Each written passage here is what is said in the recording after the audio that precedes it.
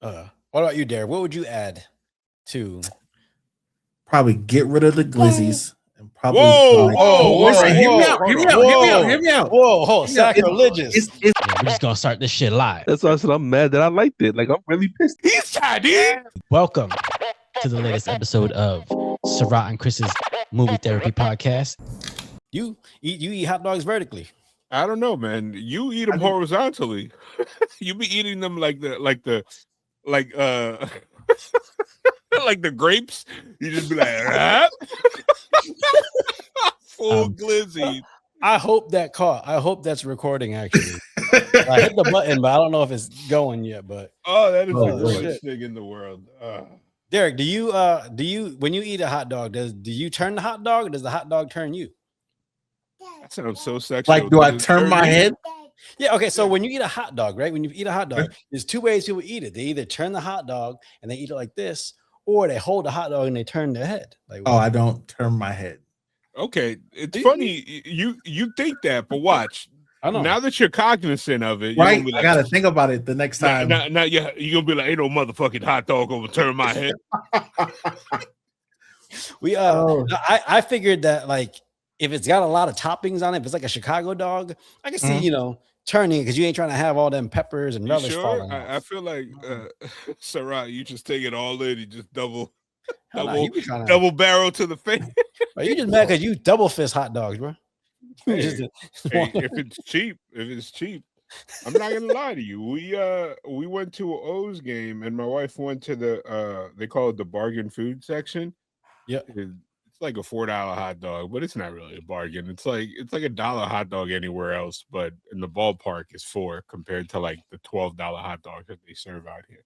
Yeah. Well, speaking of, with all this hot dog talk, welcome to the latest episode of Sarat and Chris's Movie Therapy Podcast featuring Marcos. It's your boy Sarat, aka Makazi. It's your boy Marcos, aka at the Sunset Kid. And if you're watching it, on YouTube right now, you'll see we got a special guest. No, it is not Chris, even though they look similar. Wow, that's a racist joke right out the gate. You can't. Come on, you can't. Damn. Marcos, you cannot look at this man right now and not say he doesn't have a resemblance to Chris, right? No, because I'm friends with both of them, and unlike Asian people, I can tell black people apart. No, I didn't say I couldn't. I'm saying they similar. I know what I know. Is that what makes you? Is that what tell makes you the- comfortable? You were like, they're all like you look at a black face and you're like, no, that he reminds me of somebody, so I'm not scared. Derek, welcome to the pod. Why don't you introduce yourself to the people? Let us know a little bit about you. Let's see. Yeah, specifically, what's your relationship with movies? What's my relationship with movies? Well, I'm Derek. Let's see. My relationship with movies, man, that's the pastime. Like, I don't even know how to explain it. Like, Do you remember what your first? Do you remember the first movie that you watched where you were like, oh, like, this is kind of my thing. Like, I want to enjoy more movies. As a kid, it was Lion King. Lion King. Yeah, man. You're just already opening up the jokes. Listen, don't judge me, okay? That was my favorite movie as a kid. I shouldn't even say like my other movie because that's gonna dig me into the hole deeper. Because it was definitely Friday. Oh, I mean, So, that's classic. That's a classic. But hey, it can still open up the joke. I can appreciate that repertoire. Like, what's your go-to movie that you could put on at any point? You're gonna watch it. If it's on, you're gonna put it on, whatever. Just to give you an example, Sarat's favorite is Tu Wong Fu. Okay. Favorite movie, I can just put it on whenever, no matter how many times I've seen it. Probably say Scream, the first one. Scream. Oh, Yeah. okay. Yeah, So I like that's scary like- movies. So Yeah, that happens every time Marcos gets out the shower. Just screams. Fine, I guess. I mean, nobody tells you to come into the bathroom after I'm done showering. You just always want to have conversations. Like, hey, Marcos, like, I just want to ask. You're like, hey, brother, like, I'm showering. What are you doing? All right, yeah. Before we get into this week's movie, we want to thank everybody who's been rocking with us on the pod. Man, remember, if you like what we do, please like, subscribe, tell your friends about us, tell your mama about us. Give us that 5-star rating on your favorite podcast platform, wherever you like to listen to. I prefer Spotify, but whatever floats your boat. Go on YouTube. Let us know what movies you want us to see. Let us know what you think of the conversation and what kind of morons we actually are. Now, this week, Marcos, you had the idea of going to see a specific movie, and because of this movie, Derrick wanted to hop on. So why don't you let the people know what movie we watched this week? You guys were talking about nostalgia a second ago. So we saw what is heating up the box office right now, Mortal Kombat 2.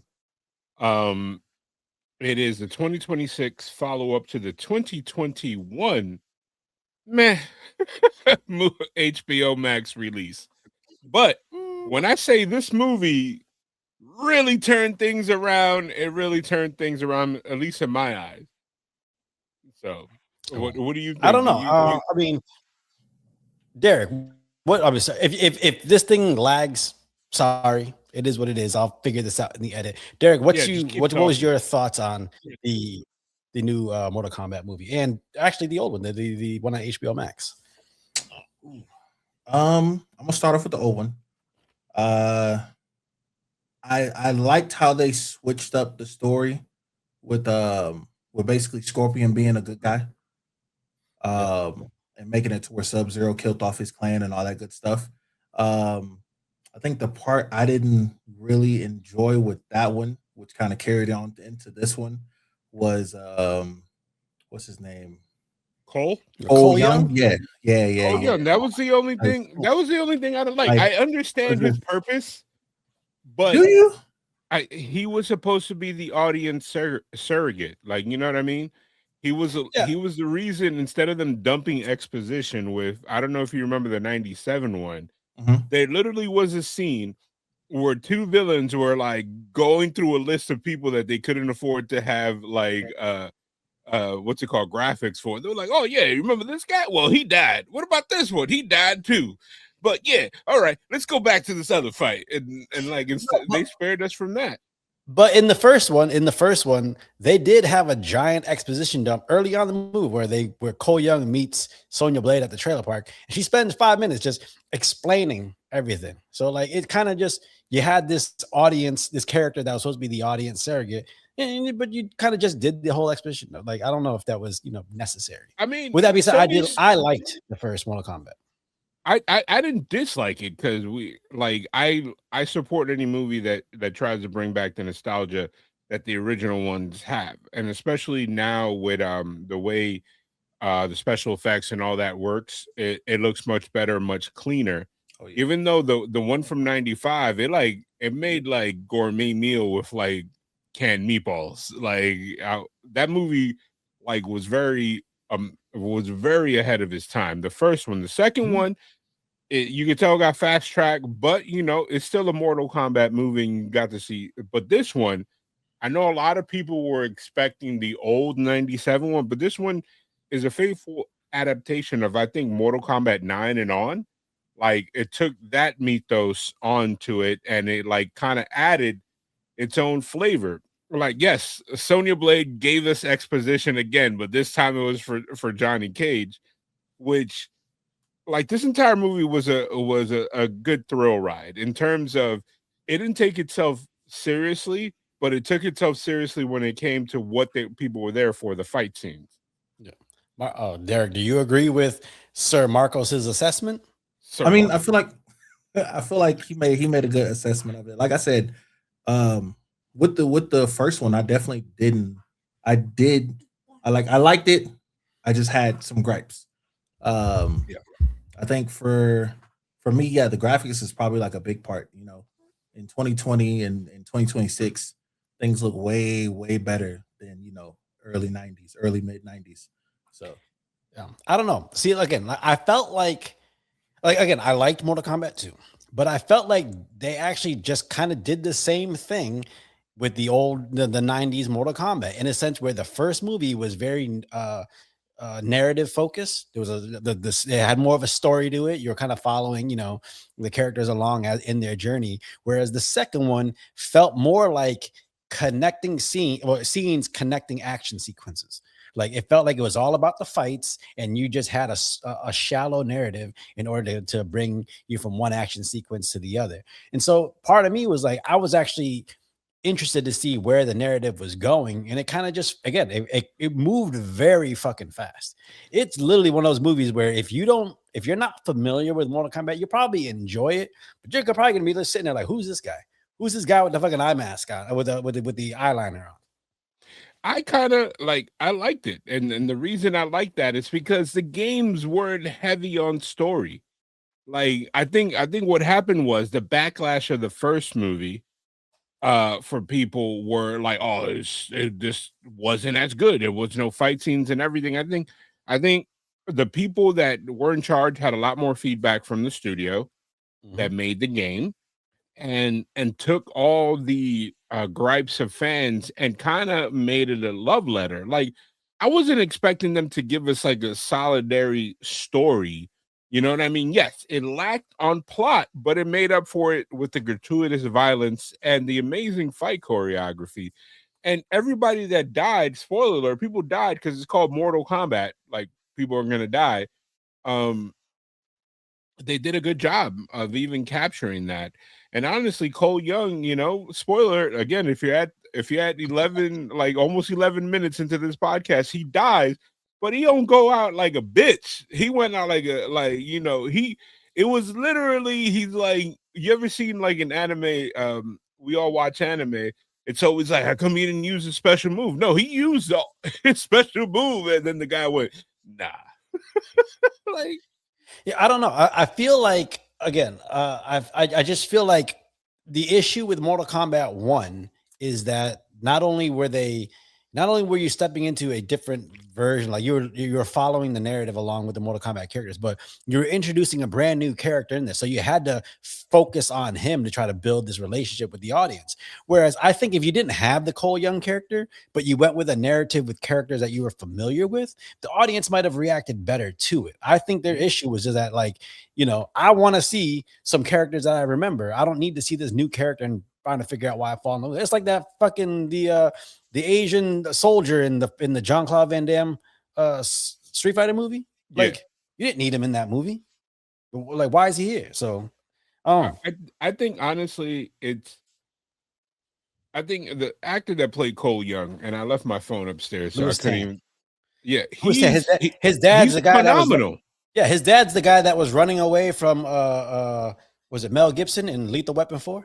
Yeah. Not the fat Asian, but the one that was the waiter at the fucking the old guy. Yeah. Louis Tan he was hot like fish grease when that movie came out. Honestly, I don't understand why they didn't make him Kung Lao. Like, you know what I mean? Like he could have been easily. He needs to come back as Kenshi, blind Kenshi.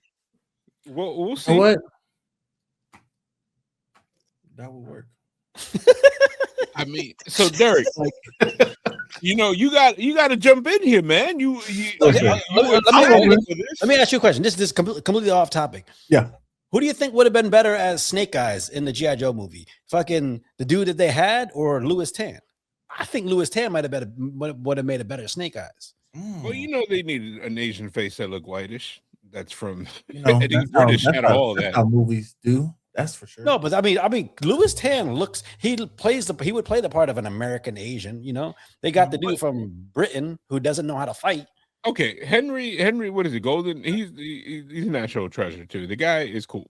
Like, all right, I like him. Crazy Rich Asians. I know that's just your daily life as an Asian person. I know, but he was amazing in that, and it could have been either way. I get it. Maybe Louis Tan did not have a great agent like Henry Golden, but now they're both at the same point, because I could have sworn I saw Henry Golden like in a random straight to DVD movie like recently. I was like, what? Why is he in this?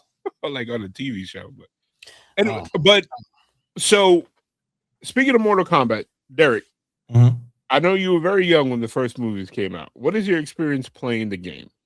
Like, on what was the first system that you first played of all, it what on? system did you play it on? I literally just asked. Was Sega Genesis. Yeah. Wait, That was the first one. how old were you? Because I feel like in the 90s, you were probably like in elementary school, weren't you? Yeah. Okay. So Are you you had a asking how Sega, he you had a played Sega Genesis. I'm the youngest person in the podcast right now, for sure. Yeah, I mean, but you had a Genesis out the gate. That was No, like, or was that a hand-me-down? So my biological dad had one. So when I Okay. would go over there, that was one of the games he had. It was that. I want to say like Sonic was another one. But I had little brothers, so we played Mortal Kombat. So let me ask you this. I'm gonna ask Sarat the same thing. Did the whole violence in video games movement skipped you? Because Mortal Kombat was at the center of it.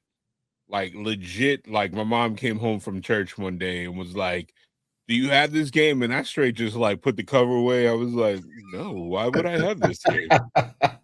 And then I would just close the door. I just had to hide that shit like porn.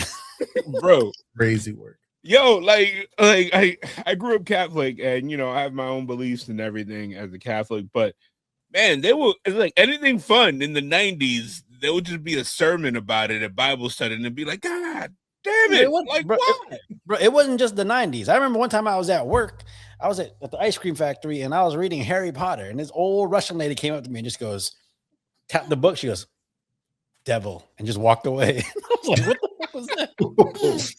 Man, I've definitely had those moments. More so mine were definitely church functions and stuff that they didn't want us to listen to rap music and this person and Snoop Dogg and I get it. They're like, hey, put on that Lecrae. I got you. like No, okay. So for me, I played Mortal Kombat on a SNES. I was more of a Nintendo. I didn't really have a lot of Sega growing up. I was SNES into PlayStation. But I didn't have Sega till I got Dreamcast. Same here, but mine was more strategic. Like my cousin, like I'm pretty sure both of you guys, but like I have a cousin that's my exact age. So when he got his birthday is like 3 months before mine. Mm-hmm. We immediately hatched a plan. I was like, all right, my birthday is coming, so I'm getting Super Nintendo. And then it's kind of like, okay, we'll come over and be like, all right, are you getting this game? Cool, I'm gonna get this other game. So we started with just like system exclusives. Yep. But then certain games like Mortal Kombat, we both got, and then I did notice when I played his, they had blood, and we didn't. We had like that weird like sweat or whatever. You got it. I was like, man, I didn't even know about it. I was like, God damn it, Super Nintendo ain't shit.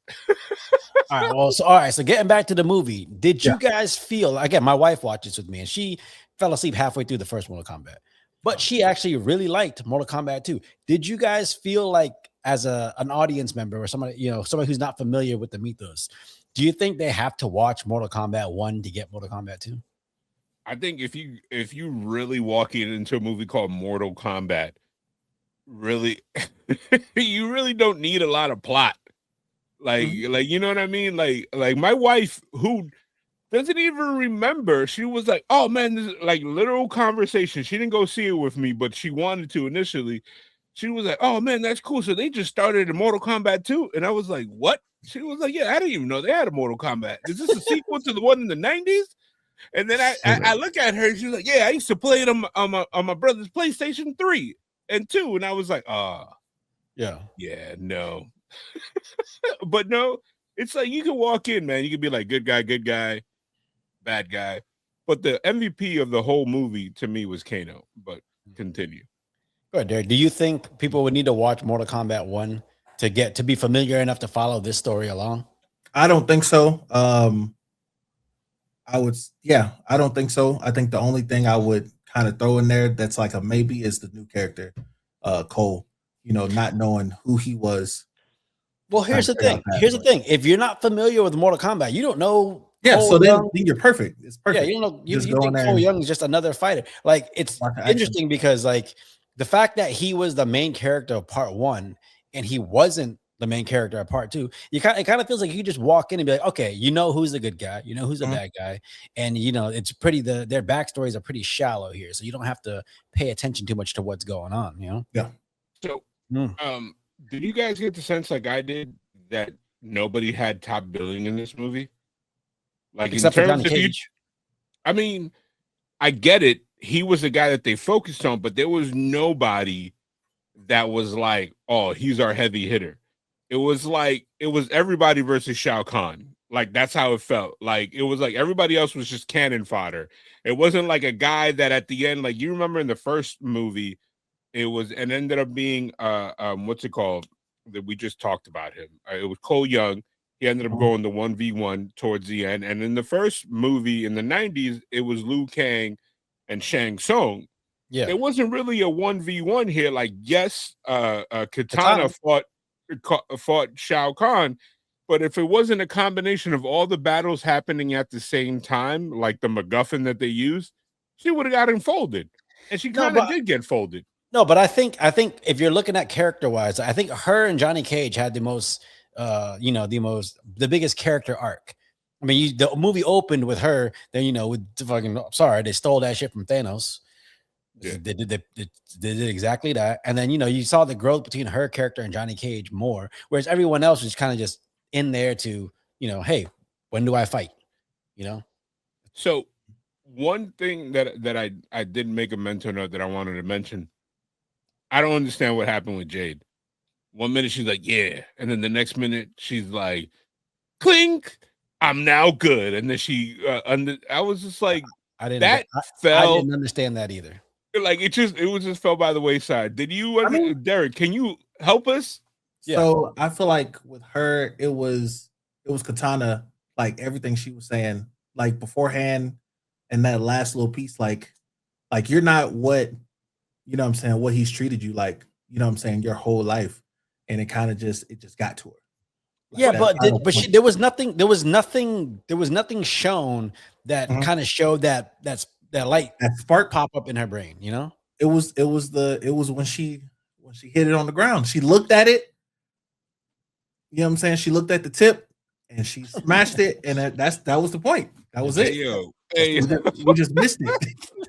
No, my thing was like, and then okay, again, it was making me mad. That was a long day. That was a long day for me. I saw it after driving back from New York at 5:30 in the morning, going to the doctor's, picking up Lily.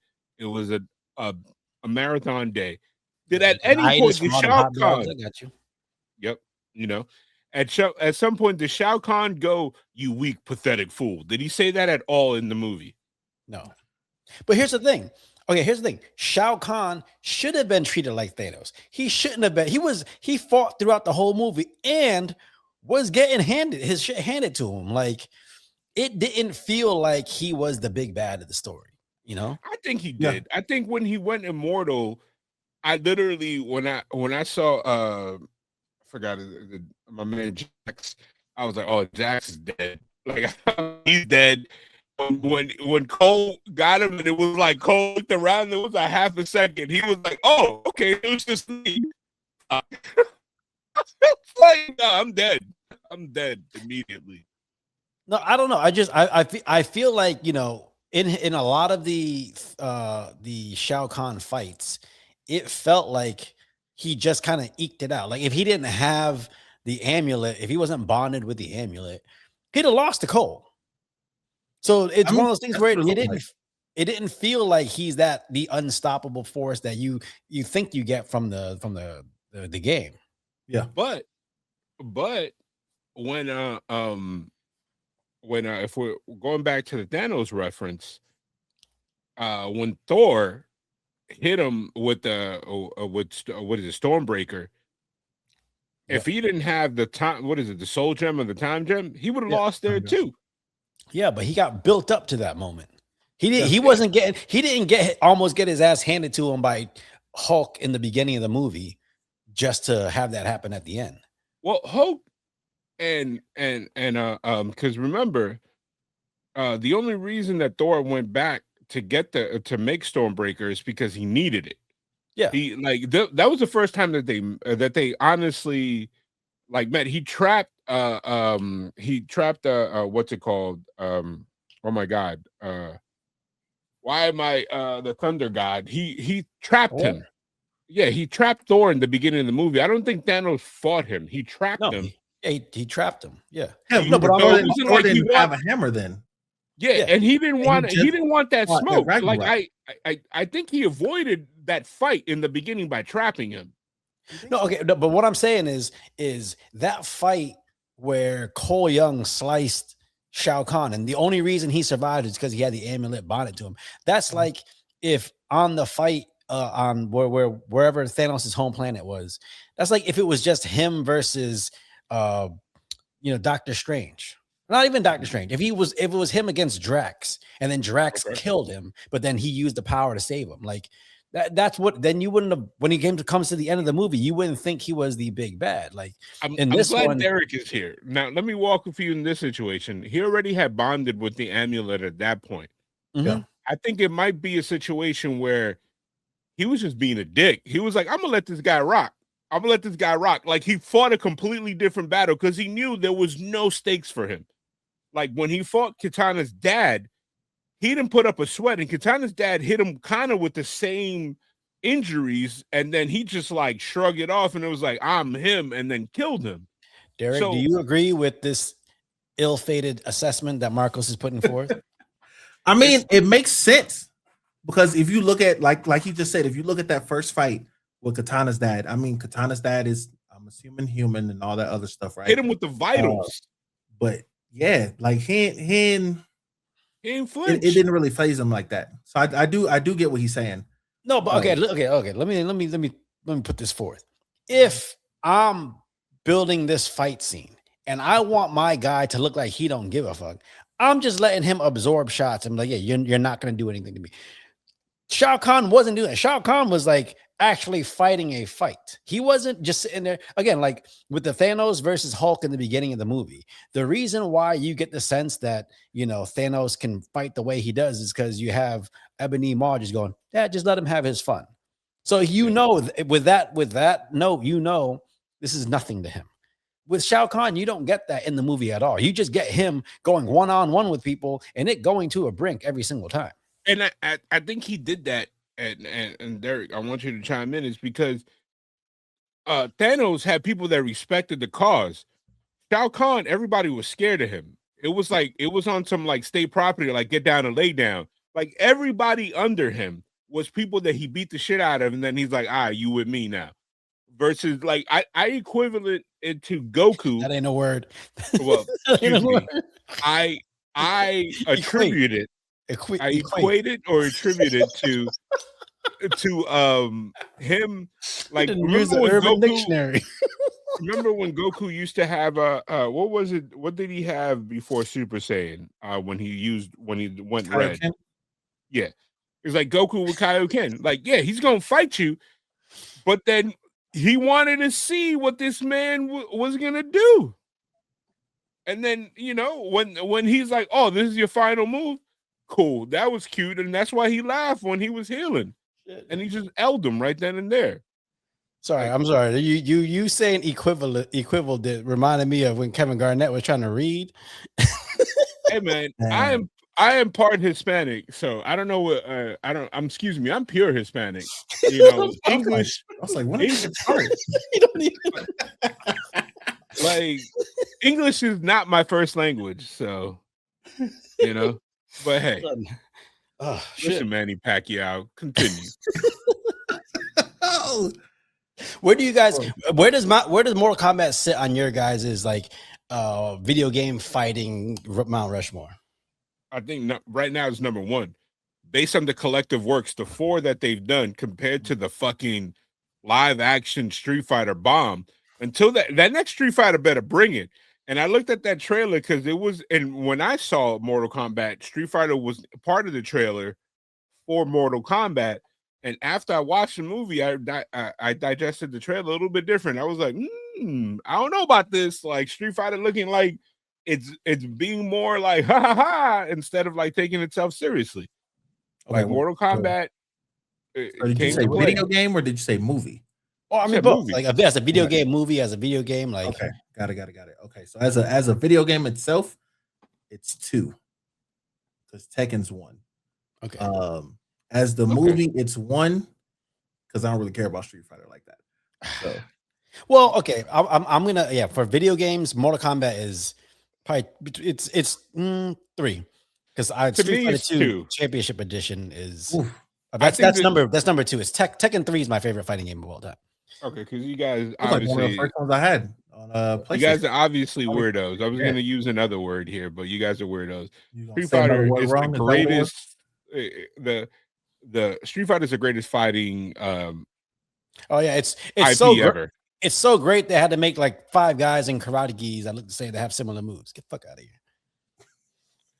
All right, it's so great that Tekken they have to show an entire bloodline of the same family fight each other. Story. So That's it's the basically story. They're the main characters it's of the story. family feud. It's corporate greed where nobody the whole thing doesn't fight in the courtroom. They just like, oh, let's 1v1.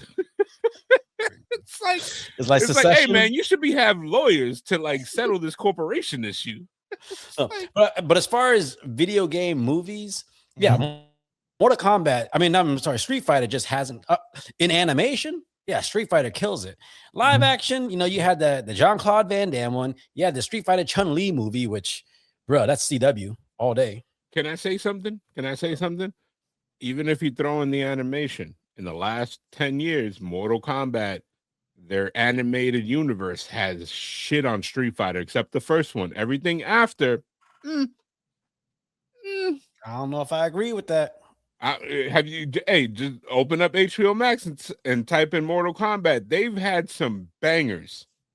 Like to the Have you point seen that I'm any like, of these so-called bangers, Derrick? Animated wise, no, but I'm definitely gonna go check it out now that he said something about it. So yeah, the one thing I will give Mortal Kombat is they used to have that Mortal Kombat Conquest TV show that used to come on after WCW, and I like that one. Like that was really good. I thought you were more a Thunder and Paradise. And I know the guy that used to play Sub-Zero in the Mortal Kombat live action stage show. So nice. Yeah. Actually, he's the guy that he was the stunt coordinator for like Batman v Superman, Mandalorian, all that shit. Ryan Watson. Yeah. Okay. Yeah. Ryan Watson. Yeah. But no. Okay, so like again, one of the things I liked about this movie is it's actually very accessible to people who aren't familiar with Mortal Kombat. It's easy to pick up, easy to watch. For me, it went the same route as Mortal Kombat Annihilation, where it felt like characters just randomly got brought in for a fight scene. Like, again, I love the fact that they resurrected Bihan and made Noom Saibot, whatever, but like it felt like they just did it so they can get Sub-Zero, Bihan, and fucking Hanzo back into the movie. That's what it felt like. I mean, those are perfect casting. Like, you gotta have those guys in the movie. I get it. Have them there through the whole movie. Yeah, I would rather that. Make Noom Saibot in the beginning of the movie. Like, I would have had Noom Saibot and Quan Chi. Oh, again, they never even fucking. First of all, Quan Chi, I think they purposely fucked up his makeup just so Kano can make fun of him. Like, right. I literally sometimes his jokes took me out of the plot because they were so good. I was like, oh, he is roasting this man. Yeah, they just let him go. But no, they should have had Noom Saibot and Quan Chi doing all the whole like gathering people and stuff like that. Like have them be there throughout the whole. Don't just resurrect them in the last 20 minutes.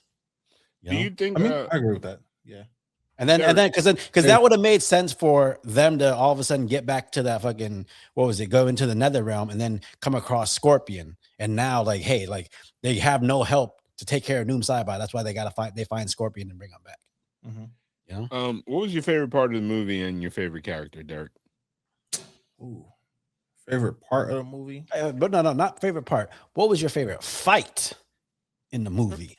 We all know that's a given. About. That's a given. What do you think it's gonna be like? When Johnny Cage was walking to his car. Derrick's gonna say Jack. I'm gonna say Jack. When that was my favorite character as a kid. Before Derrick's gotta say Jax for the culture. That's it. Oh man, maybe it's a different culture. So I'm gonna go ahead. I'm gonna say Kung Lao and Liu Kang. That one was a good one. Like that one. Why? I mean, it's two. Well, they're not brothers, but you know what I'm saying. They give that brother vibe. You know what I'm saying. So, and then he got taken away in the first one, which it surprised me they killed him. So I was like, I don't know. That one was probably my favorite. outside of that, what other fight? Crazy. It'll be Jackson Jade. Jackson Jade was good. Yeah, that was a good one. My favorite was obviously Liu Kang and Kung Lao Mhm. because For the culture. Two Asians. For the obviously, culture. obviously, you know, He was there. I had like, I had to pick the two that kind of I could cosplay as.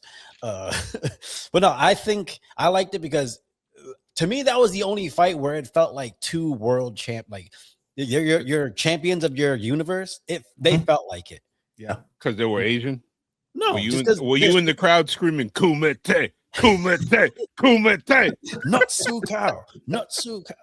No, but like it just the way they moved, the choreography, like again, like you had Baraka and Johnny Cage fight, but like that felt, obviously that felt more like an American brawler type choreography. Then when you had Scorpion coming there taking on Noom Saibot and all that shit, it just there was so much jumping back and forth between the editing that you didn't get you didn't get to watch that fight like the Liu Kang Kung Lao one. Well, my favorite outside of the two you guys mentioned, the one treat that I did not expect to get was the whole sequence Johnny Cage's movie where Karl Urban's son played a young guy, Johnny Cage. That shit was funny and it was actually pretty good. It was one of the most unexpected scenes. And then, all of us have been to cons and it's kind of like literally you could put artists, you could put TV characters, every single Power Ranger, certain wrestlers. That's their life on the circuit now. It's like, oh man, like it was too real. I was like, I mean, speaking of cons, like one of the things that probably got a lot of flack in the older movies is the look of the movie and the look of the characters. Do you feel like the characters in this movie felt like real and tangible, or did they feel like cosplay versions of the characters you've seen in the game? It's more. They look more realistic to me. Yep. Like especially Johnny Cage's character. I wish they would have given us the metal portion of Kano's eye, but I still like what they did with it. Yeah.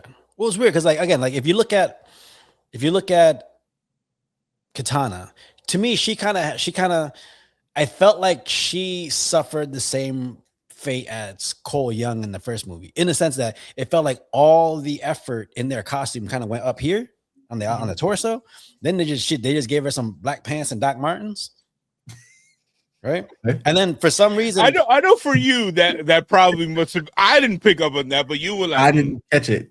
No, go ahead. Are you saying that if you were in charge of that wardrobe department, you would have killed it with something different? I'm just saying that it felt like they spent the money on the parts of the costume that like they thought people would recognize more and would look better on posters, but then the rest of it was kind of just kind of like Shang-Chi. Shang-Chi's outfit was like all the fucking the dragon scale armor up top, and then he had on some joggers. It was like they ran out of the budget, man. Yeah. Let me ask you this.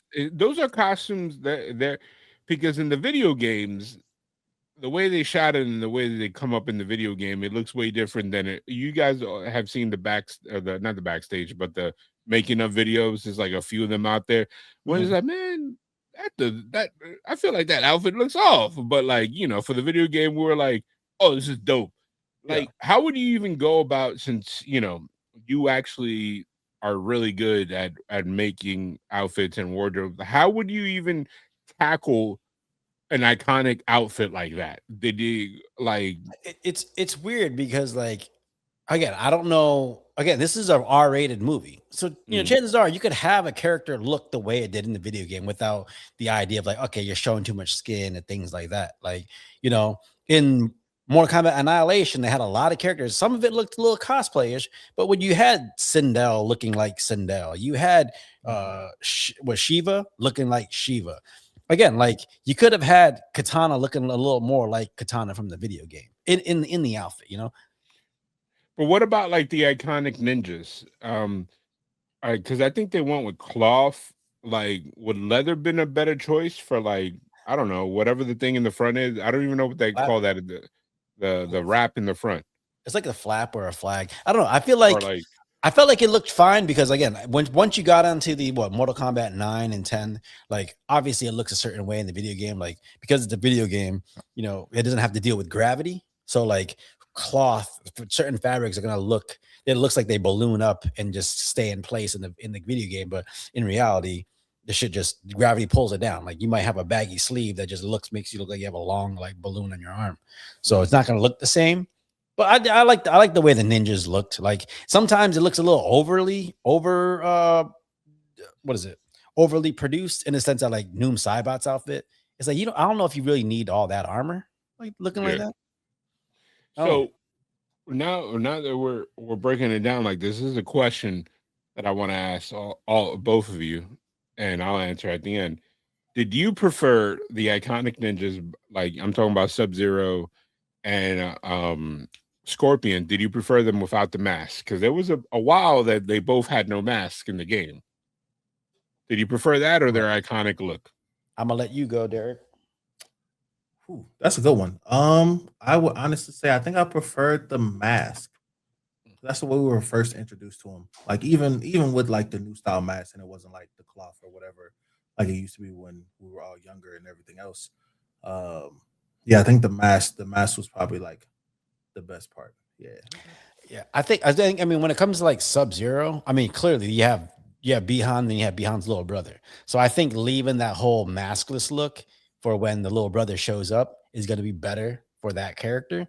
I don't mind the masks. I actually like that ninja look better with the like going full out with the mask and like the hoodie that covers the head. I just wish it didn't look like they were in outfits where you couldn't actually fight it, if that makes sense. Okay. Like some of that armor, like it has to be CGI. Otherwise, they're not going to be able to punch and kick the way they normally would. So, but maybe that's just nitpicky. I don't know. Yeah, I kind of so I'm split. Just wanted to see them smile. He was like, "Oh, look at this cute Asian guy." Hey man, whatever inner thoughts are taking you over right now, hey man, I love you. You could be whoever you are. You know, if that's what you think about, that's fine. But I like Sub-Zero maskless, the OG one, and then I preferred Scorpion with a mask. Well, but unless they're gonna go Ghost Rider, though. Unless they're going Ghost Rider, you know, like maskless Sub-Zero isn't the OG. That was Mortal Kombat 2. Wait, that's his brother? No, actually, no. Was that Mortal Kombat 2 or 3? It was 3. That was the OG because the Lin Kuei made another Sub-Zero, and then he couldn't because he wasn't a part of them anymore. Because I think it was because he didn't kill Scorpion in the second game. Yeah, that he left the clan, and then it was kind of like, since you're not a part of us, he can't rock our colors. It's like Bloods and Crips. It's like, nah, man, like you ain't down no more. So,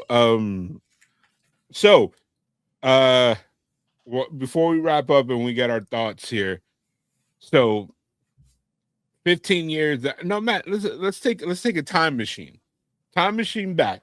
You are our parents. Would you let your kid play this video game? If you like same situation, if you're your dad, Derrick, you the guest. Who you're a clone, you don't want a kid on your lap. You don't want to have to answer first. You letting your kid listen to Mortal Kombat conversations. So that's why I got headphones on. She can't hear. She's watching Miss Rachel. So okay. So give me the question again. Was it if this was 15 years ago, would I have or now? So your Papa Derrick, you got baby Derrick. You know, you do some like time travel, like spirit jumping, and you are your parents. Okay. But with your knowledge today, do you let yourself play that video game? Yeah. Okay. Yeah. I mean, but at that same time, my parents let me play Mortal Kombat. So, okay. There's that. I couldn't play GTA. That was my got you that I couldn't. But okay. What about you, Sarah? My mom didn't even know I played Mortal Kombat. She had no idea where I got my video games in the first place.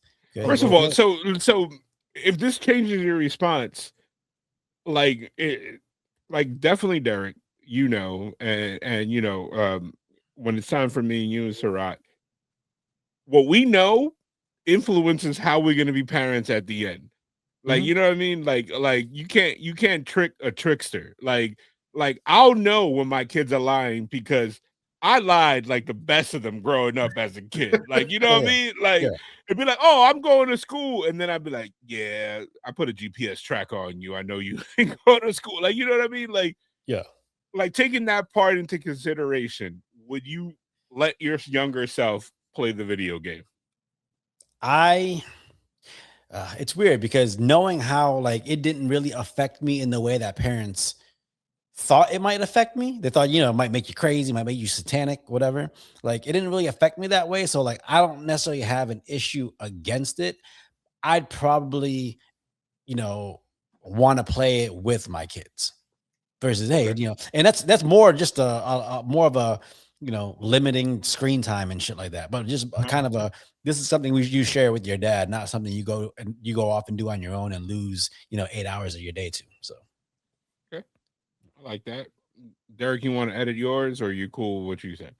I mean, I kind of gave a different. It would definitely be the same. Like just like he said, it didn't playing fighting games or more violent games definitely didn't affect me negatively. Like I wasn't out there picking fights in school and everything else. You know what I'm saying? I was a quiet kid. So like I'd let my daughter play, and I mean obviously I'm a gamer, so I'm gonna play with you regardless. And yeah, we definitely got to limit the screen time. Like that's a really big thing. Yeah. Okay. I would probably, if where are you, Marcos? I would definitely. Sorry, yeah, there's a lag going on. I feel like it's because I feel like there's a lag right now. There is, but I think StreamYard, when you get it locally, everything will be a little bit better. I assume. I don't know. We'll see. I don't know who. Yeah. Some probably the little badass kid next door is probably downloading some not so nice things. But but it's one of those situations that I think everything in moderation.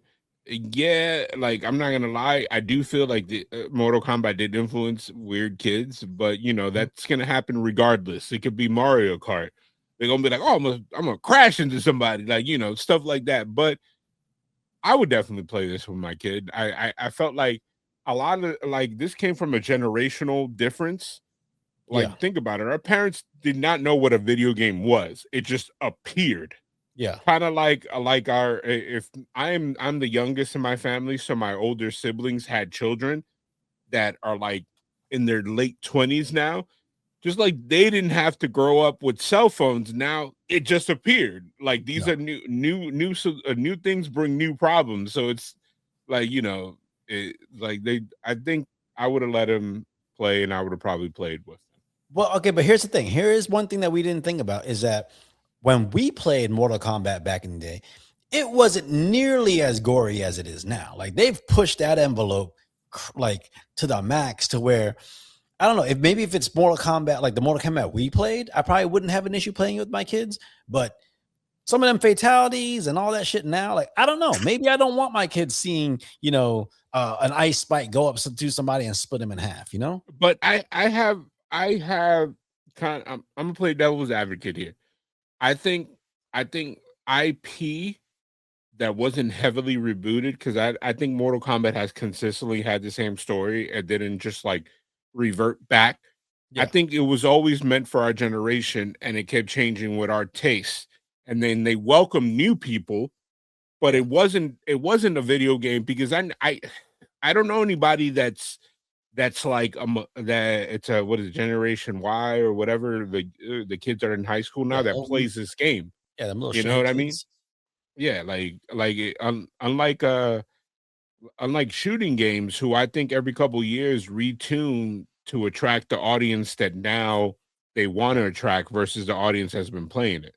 But with that being said, would you play Mortal Kombat as it is now with your kids, or would you rather them play something that's a little more like towards what we start playing when we were younger? Because obviously it's like just because you grew up old enough to watch R-rated movies and stuff like that, and you're desensitized to some of that, introducing your kid to that at that age, like they're not. So they're getting a whole completely different experience with that IP than you did.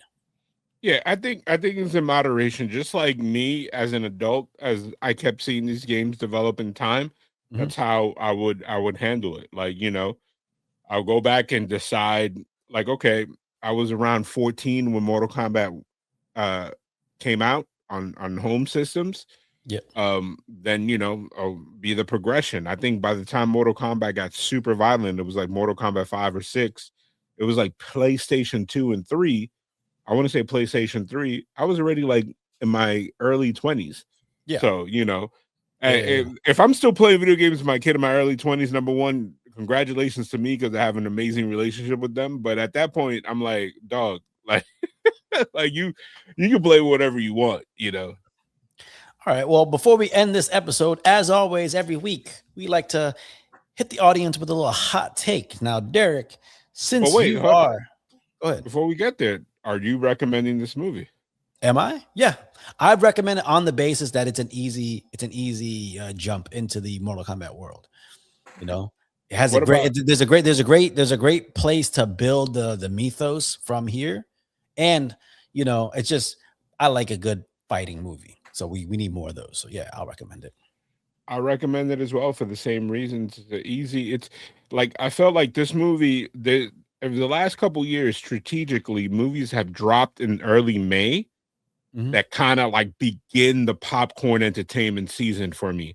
I think a couple years ago, Top Gun Maverick did it, where it built on what it was, but it took it to another level that it just like, I wasn't a Top Gun guy, but Top Gun Maverick, I was like, holy shit, this movie is amazing. And it didn't break like the mold. It's just, it made the old thing better. And I was like, oh, I really like this. Yeah. Derrick. Yeah, I definitely recommend it. I mean, like you said, it's an easy movie to get into, even if you don't know Mortal Kombat. It's a good action movie at the end of the day. So if you like action stuff, like it's a good movie to go see. All right. Well, again, like I said before, we like to end this pod with a hot take. And Derrick, since you are the special guest this week, you get to go first. What is your hot take this week? Ooh, I think my hot take about the Mortal Kombat. It doesn't have to be about the movie at all. It can be anything. Hot take about anything. But we try to shy away from certain political and certain entertainment industry, I mean, I'm gonna stick with the Mortal Kombat 2. I always say her name wrong. Sindel, is that how you say her name? Yeah. I feel like her character was underused. Her losing to Sonya Blade didn't make sense to me. A lot of people, when I was in the theater, they cheered over it, and it just didn't make sense. I feel like her character wasn't as strong as it was. You know what I'm saying? Like when we've seen like the older Mortal Kombats and in the game. You know what I'm saying? So I'll give you that because again, there was just enough there to see that she had a relationship with Katana, but like you didn't really care. You didn't really care enough about her to really care if she died or even when you look at her and you see her kind of like with the dark eyes and shit, you don't realize. Oh, she was zombified or whatever. Yeah. So you don't even realize that because they didn't really explain much or go into like show any relationship with her and Katana for them to really get attached to that. I don't know. What do you think, Marcos? I think it was definitely a choice, but I was kind of like okay with it. What I wasn't okay with is that Johnny Cage lost. First of all, you put that fight in the beginning. It's like you watching a UFC card and they put the main event on first, and they're like, "All right, let's progressively go down the card." It's like, wait, what? Like, yeah. Well, I didn't expect Katana to be the one who faced Shao Kahn at the end. I don't know how I don't know how I feel about it because I didn't know if I cared about her character enough to really, care that she was the one that took him down. Would you have rather seen it be Johnny Cage? He had the powers. Liu Kang. Yeah, because the way Liu Kang, he was like, I understand now. I thought he was gonna come back as Fire God Liu Kang on God mode. Yeah, right. Yeah. Okay. He's just like, I'm out. He said, "This isn't my fight. I gotta go." My brother. Having an attachment to Liu Kang from the first movie, I thought he was gonna step in and be like, be that badass Liu Kang that he's supposed to be. I definitely agree with you there. Yeah, because they say he's Earth's greatest fighter. Mm-hmm. So like, I hate that they give the people that we focus on, they get their power at the very end of the movie. Mm-hmm. I'm like, why am I waiting all this time to see him? Yeah, you're just waiting for that shadow kick. You know what I'm saying? I'm like, come on, you're killing me. You're killing me, man. So, I think along the same lines, I think they really missed an opportunity to bring back Robin Shu as what's it called, as Shang Tsung in the first and the second one. That actually would have been dope. It would have been bridged. And it would have been like had him just interviewing, be like, yeah, being a part of the old one and the new one is definitely, but it is what it is. Yeah. All right, here's my hot take of the week. Go ahead. Movie theater nachos are trash. Get them the hell out of the concession stand. You don't need. I'm not paying $10 for some tortilla chips and some some cheese sauce that you could just spackle your bathroom with. Like, and why do they give it to you at the register now? Like, were people just housing cheese? Yeah, but not just that. Now they give you like the little cheese that's in the fucking little container, like the Papa John's shits. Yeah, it's like, hey man, like scoop it out and drizzle it on top. Something like it just. I've never liked liquid cheese like that. I always felt it looked gross. No, man, if you go to Philly, you get a proper cheesesteak. You get some cheese whiz on there.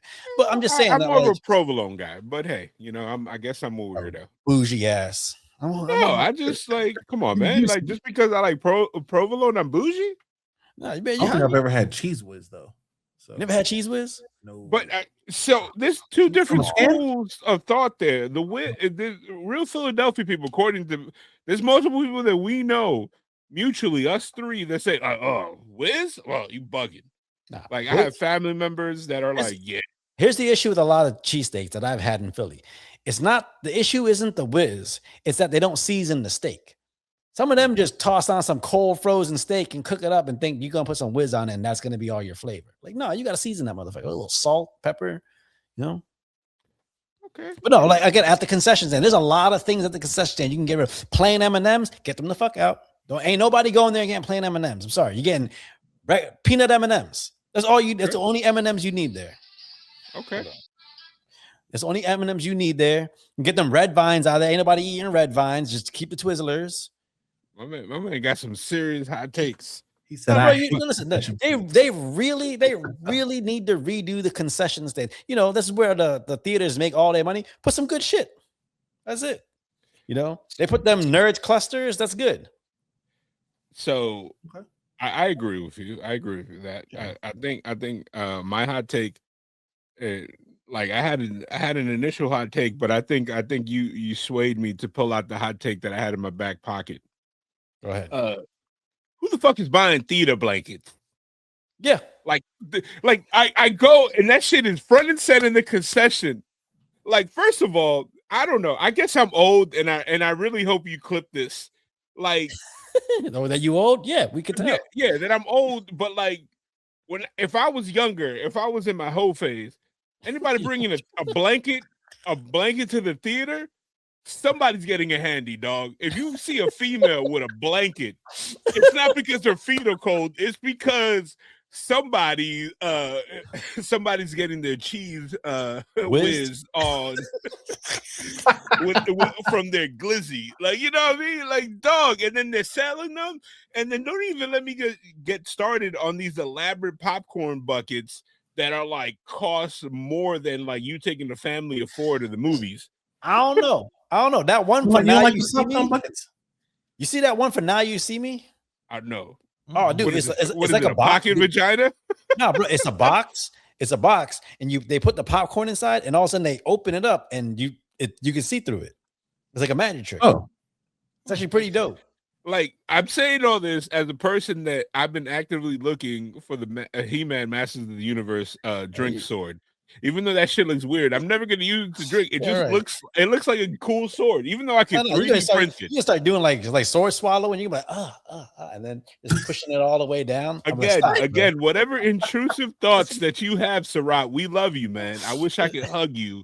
It's fine. Let them out, man. Live your truth. You're gonna drink soda out your He-Man sword like you eat hot dogs. Hey man, I know that's your wish. You told me about that. You didn't remember. But okay, what would you guys add? What would you guys add to a concession stand at the theater to help drive like consumerism there? Like what's missing? I honestly would drop the tenders and add like burgers, like a la 7-Eleven style. Like I would do that. I would do that because like, man, I messed up because you know me. I love some chicken nuggets or like boneless chicken product.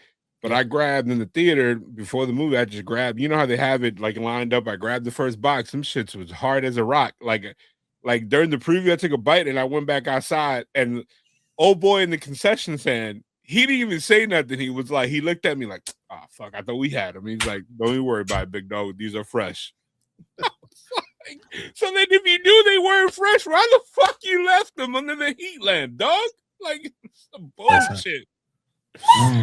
What about you, Derrick? What would you add to?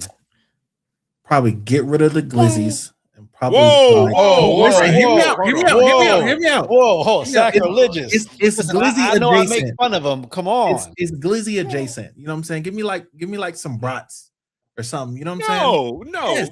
I had a theater that there's a theater around me that is the bougie theater has that shit. Yeah. But you know what? Now I see what you're doing now. Fuck that. Man. Fuck that. Get rid of fucking curbside service for fucking food in the movie theater. I'm tired of going to a movie theater that it's usually the ones that have multiple levels, that they have the regular seats and the ones that have the high level seats that are usually have the seats that move. In the middle of a movie, you get like, excuse me, who got the popcorn and the daiquiri? And it's like, man, shut the fuck up. Like if you like motherfucker, I paid like $30 million to watch one movie, and you in front of me like, who ordered the biscuits with the gravy? Like, man, get the fuck out of here, bro. Listen, I think they just need to get rid of. I think they need to get rid of the nachos and like at least half the candy selections. And yeah, like most of the candy selections, just keep a couple, and then add in just chicken sandwiches and like different toppings for fries. Just have a little fry station. Get a bunch of fries. You can add some cheese to it, a little bit of maybe some gravies, make it like a poutine, just something like that. I think would make more people more inclined to buy food at the theater. They already did good when they started adding in the drinks. Give me a little Truly. It's nice, but I don't know. I mean, I don't know. You can have some better alcohol in the margarita machines. So I mean, what they should do? Because I see a bunch of video games there that nobody ever play. And again, as a person who loves video games, I like the idea of having video games there.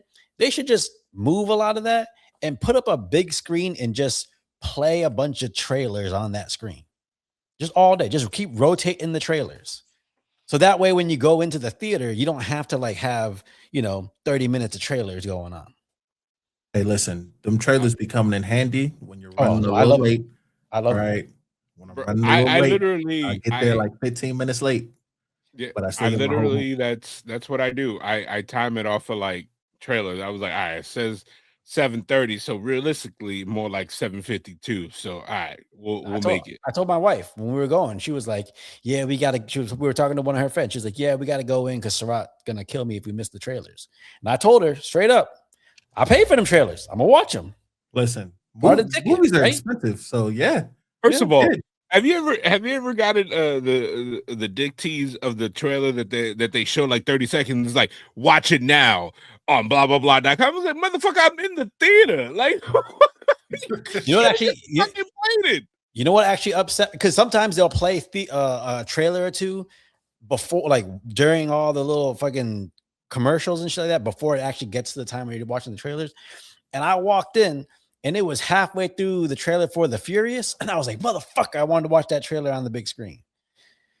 Oh, yeah. Keep the trailers with the trailers. Yeah, I got my thoughts. Anyways, but all right, well, that's the latest episode of Sarat and Chris's Movie Therapy Podcast featuring Marcos. It's your boy Sarat, aka Makazi. It's your boy Marcos, aka at the Sunset Kid 56. Derrick, thank you for joining us on the pod. Why don't you let these people know where they can find you on your line, in your socials, and wherever in your daily life. Tell them your favorite 7-Eleven. Who knows? Oh, You'll find them at every PLE front and center. Yeah, he's got a green shirt on. He's the black. He's got a green shirt on. He's doing white face. I wish I could afford those seats. That's crazy. What is my social crap? What is it? Well, what about this little thing called Bumps and Bruises Podcast? We got that too. Yeah, we do. Let the man talk. We got a little wrestling podcast, Bumps and Bruises Pod. You can find us everywhere. YouTube, Instagram, TikTok, all that stuff. Look us up, check us out, drop a follow. Always great. Personal Instagram, I don't put anything out on there, so y'all don't have to. You got a business Instagram? I know you. Yes, with, the hair stuff. Yeah, the hair stuff. Twisted and Faded, or it's Twisted X Faded on Instagram, on TikTok, on Facebook. There's no Twitter because I'm not putting hair stuff on Twitter. Yeah, man. If you're ever in Colorado or if you need something, I'll fly out to you. Depending on where you at. If that money ain't funny, right, well, if that check right, that check clear, we good. All right, well, yeah, that's the latest episode, man. Tune in next week where me and Marcos are right back on our anime grind. We got maybe a couple more weeks of that before we jump into a whole. Maybe we can't make this movie in the modern times thing. So we'll get there, and we got to start doing some more movie theater shit because we've been delving into like the back ends of streaming. We gotta start doing some new shit soon, and we got a whole summer slate coming up. So hell yeah! Yep. All right, Marcos, Derrick, are there any movies you guys are looking forward to coming up in the next couple months? Oh, Masters of the Universe. I'm in there, bro. I'm in there. I might wear a loincloth. Man. You're not gonna look like King Louis, bro. Come on. Oh no. Coming up in the next few months, obviously Avengers Doomsday. That one's gonna be great. And I'm down to check out this Street Fighters movie. I like the cast, so we definitely check that out when it Spider-Man. Oh yeah, that's gonna yeah. Like we have a slate of bangers in the summer. Yeah. First of all, we got Passengers next week. I'm gonna lose some sleep just to go watch that because Passengers. Why does that sound familiar? Which one is that? It's like the trailer scares the shit out of me. Like literally, it's the one when the guy goes to pee on the side of the road and then his buddies where he go, and then all of a sudden they keep showing. Like this random... No, it's going. There's this thing where they keep seeing the same guy. Yeah. I saw that at Mortal Kombat. When that motherfucker, I knew it. Even when the scare is there, when he looked at when he was like, "What the hell?" and then I was like, "He's gonna look at the rearview mirror, not see anything," and then as soon as he turned around, the camera's gonna be like, literally me and like every guy in the yeah. I'm a bitch. I'm definitely gonna watch that movie like that. With your hat low, like trying to delay the scare. Like if that's gonna work. I'm looking anything comic book or action wise. Like I'm looking forward to seeing. So like I'm definitely gonna be in there for that. But don't listen to the internet or Twitter. I'm actually looking very forward to the Odyssey. I really want to see what they do because that man don't miss. We've talked about it, that's my guy, John Bernthal, and I wanted to be like, oh no. No, it's gonna be this. I mean, that with that cast and that director and the scope and what he does. Wait, come on. I just realized that the Spider-Man cast is the same. Since the Odyssey, dog. Yeah. You did that. All of Spider-Man and Batman is gonna be in this movie. So yeah. Anyways, all right, man. Catch y'all next week. Peace. I'm a warrior.